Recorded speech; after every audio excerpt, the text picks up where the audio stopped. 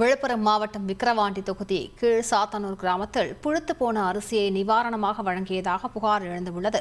Ration கடை முன்பு அரிசியை சாலையில் கொட்டி பொதுமக்கள் தங்கள் எதிர்ப்பை வெளிப்படுத்தினர். இந்த சம்பவம் பரபரப்பை ஏற்படுத்திய நிலையில் அது குறித்த வீடியோ சமூக வலைதளங்களில் வைரலாகி வருகின்றது.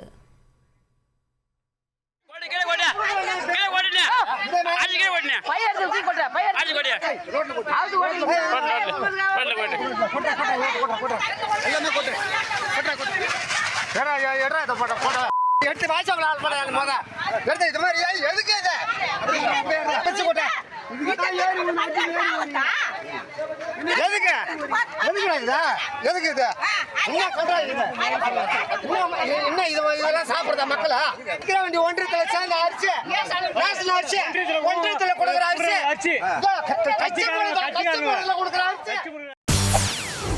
செய்திகளை உடனுக்குடன் தெரிந்து கொள்ள உடனே சப்ஸ்கிரைப் பண்ணுங்க.